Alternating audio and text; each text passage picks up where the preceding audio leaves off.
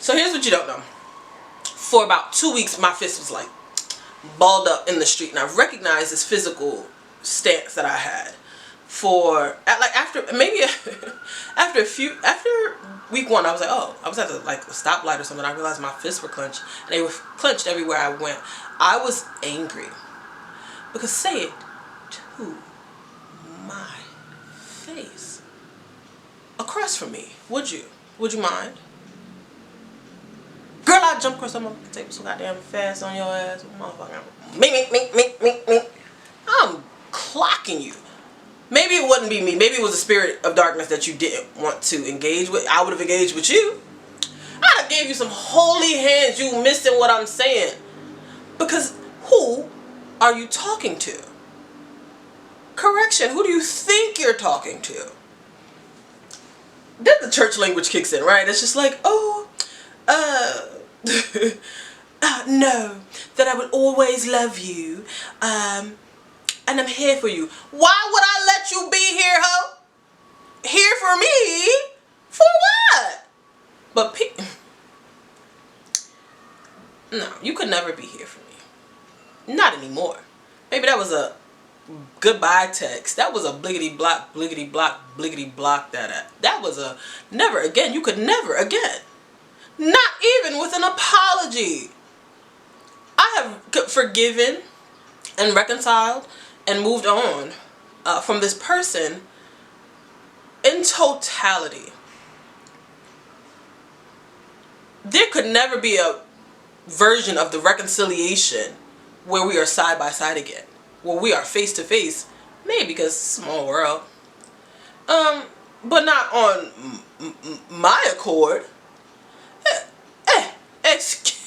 Because she talking through, y'all. So I came to quite a few conclusions. One, I knew very, very clearly that moment was the Lord. I knew that Christ had his hand on that, because there was nothing she could have really said or done that would have caused me to walk away from her. I believe I made an idol out of this person. It's gross to kind of admit. But I loved her too much I loved her so much that I excused behavior. I excused a lot of behavior. Some directed towards me, but a lot of what I observed with her and other people. I watched her become a full-fledged pastor at her own church. I watched how she navigated those situations. I watched people come and go, and I've watched the things. I sat front row to this person's life, and I excused quite a bit of behavior. So when it came down to it, of course I was just next on the list. Of course I would be next. Why wouldn't I be next? Oh, I'm petting a snake. It's going to bite me. I watched it bite everybody else down. Baby, you, me, and you. So, as a result, I had a few revelations. So I knew it was God, because it would have taken something that drastic for me to turn away. And I was clear on that, and I was okay with that, and I was cool with that.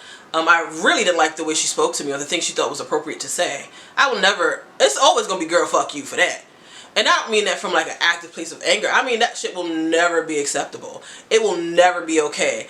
And so I did what I knew how to do. I reached out to leadership, because churches, what churches do, you say, hey, your pastor, your child, your seed, whoever you're covering is out here wilding, and you should know this, and I hope that you move to correct it. Do I think any of them did it? I reached out to 2 people. Do I think any of them did it? No. Because the last I heard, this person actively tried to contact me, only having doubled down on their story, right? Are you crazy? What did you think was going to happen when you called me? The one, that I would answer, you're crazy. 2, that I would listen to anything you had to say. Girl, you had the game real messed up if you thought you could ever. You cannot reach me. Don't be crazy.